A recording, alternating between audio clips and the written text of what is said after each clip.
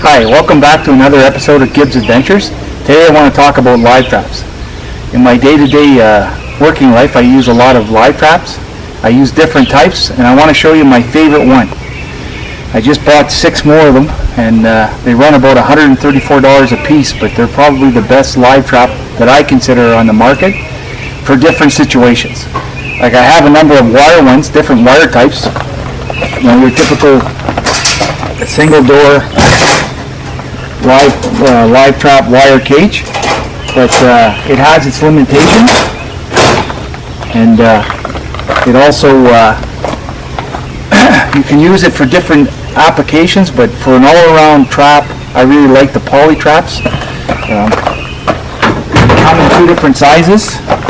This is kind of more the skunk version, and this is the bigger one, the raccoon size. And one of the things that's really nice about them is that they're stackable. So you can double the amount of traps you have in your truck, physically slide it inside. Now there's a little trick to this that I'll show you. You have to make sure that the handle is laid back. So for example, when you slide it in, if the handle's like that, it's going to be very difficult to get that trap out of there. So always make sure the handle is down, and you can slide it right inside. And it allows you to run with twice as many traps in your truck. Okay, so when I want to double them up, it's really simple. I just make sure that this handle is down, and I slide it right up inside, and it goes right inside of the thing. And I can easily double the amount of traps I carry in my truck to a job site. So this is a brand new poly I just took out of the box, and there's a couple of modifications that I recommend that people use all the time, and this is from years of experience using this type of trap. It needs a little bit of ventilation in it. So there's a couple of little tricks that I do. I'm going to put some air holes in it on the top, the side, and on the bottom, and that allows the trap to breathe a little bit better. If there's an animal caught in it, there's a little bit more ventilation in it. And like any live trap, when you lay it out, if you're going to use a live trap, you want to make sure, especially in the summer, it's not out in the sun, because you don't want to turn the live trap into a live oven and cook your catch. So you want to be very conscientious of where you put traps. Make sure they have shade.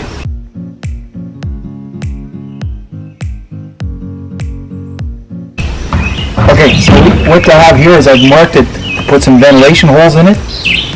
So I'm 2.5 inches in on each side and 2 inches apart, and I'm putting a dozen holes in it. I put them on the top, and I also put them on the back. And then I'll put one in the bottom for drainage. Okay, so I'm ready to drill the holes. I've marked them out. It's very easy to drill.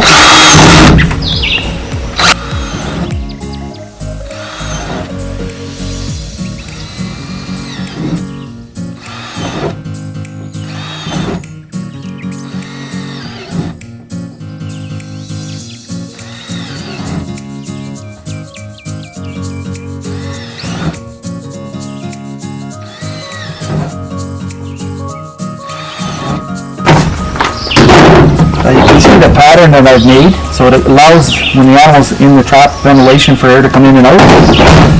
I'll do the same thing on the back here.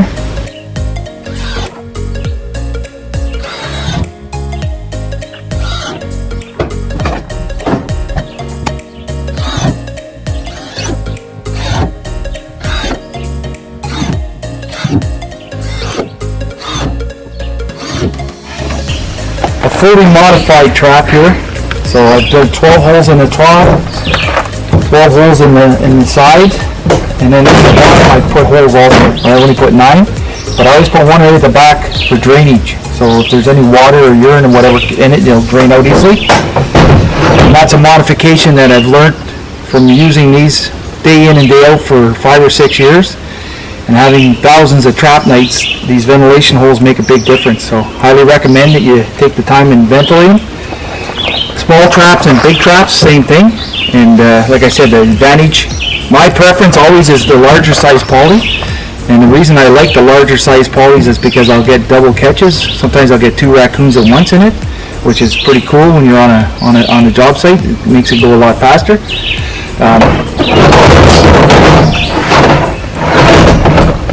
Very easy to set one of these traps, like so.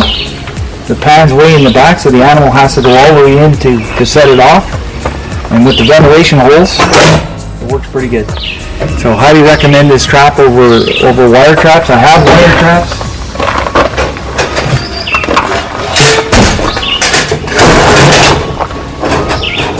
There's definitely different applications for wire traps. The one thing I like about a poly over a wire trap is that certain animals are diggers. So for example, if you get a skunk in a wire trap, you're going to think of bomb went off on the lawn or whatever you caught him, because he's going to grub everything up and scratch everything up in the trap. With this type of trap, the only time you get a little bit of damage in the lawn or something is just right in the front, if they can stick out their paw a little bit.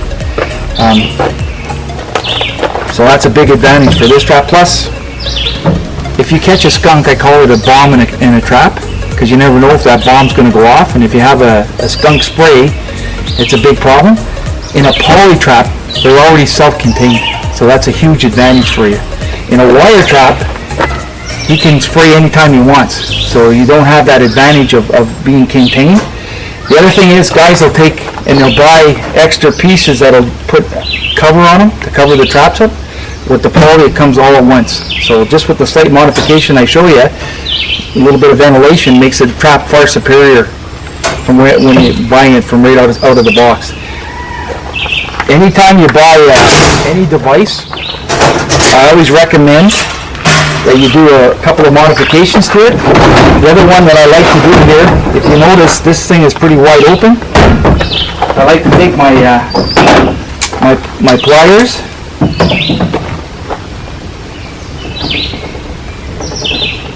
and close it up a little bit, so it's less than half the distance of what it was before. Again, I just do that in case there's going to be problems. Another little tip I'll give you about using poly live traps is the locking mechanism is this piece of metal here, and it's got a bend to it on each side. You always want to make sure that the bend is straight. See how it's coming up straight out of the box? So that when the door hits against it, it's solid. If it gets bent, and it does happen sometimes, then it'll allow the door to trip out. So just keep an eye on it. So what I mean by bent, if the door got bent like so,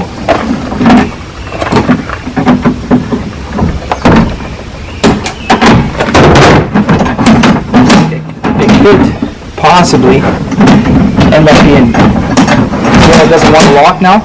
That's because the thing's bent. So if it doesn't lock, you got a problem. If it's straight and it drops down, that's the locking mechanism. Okay, so that's important. This little bend here has to be straight. This piece of wire, same as in the back. And sometimes when you're shoving them inside of each other, they can get caught in that bend. So you have to pay attention to that.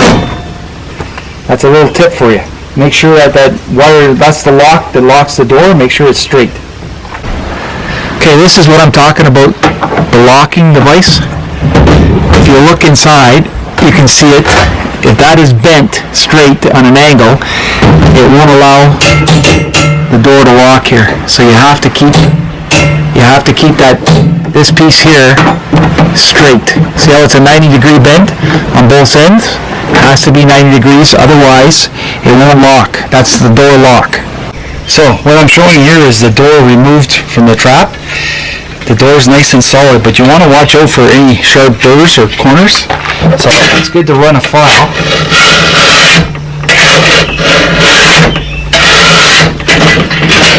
along the edges, just to make sure there's no sharp burrs that a caught animal might try to reach out and get their fingers or their hands caught on, and they might cut them because they're sharp. So I always make sure,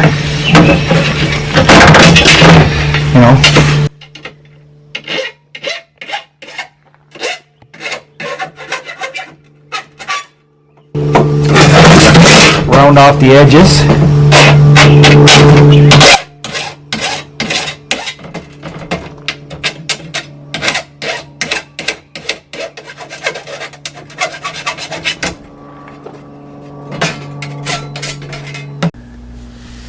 So once I remove the door, I take a flat file and I round off any sharp edges or any burrs that are done in the stamping of the door. The doors are stamped out, so you want to make sure there's nothing sharp that a raccoon or another animal could reach out with his paws and cut themselves on. So I file off all the burrs and I round off all the corners so it's safe for the animal to be caught in the trap. So just something to look for is to make sure that there's no sharp burrs on it, and then once you're done, it's very easy to put it back together.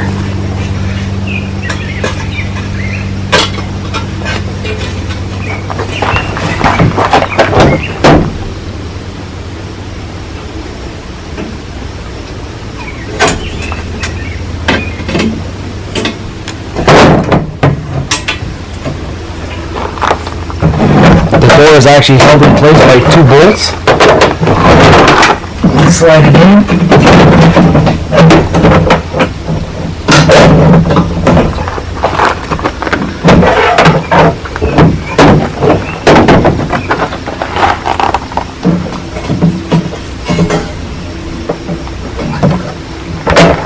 That's the handle that it comes with. The holes.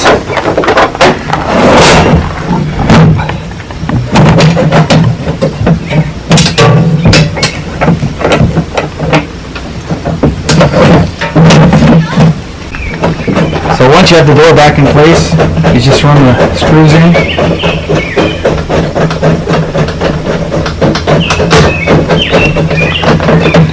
And you can tighten them up. I'm going to put her along. Pliers.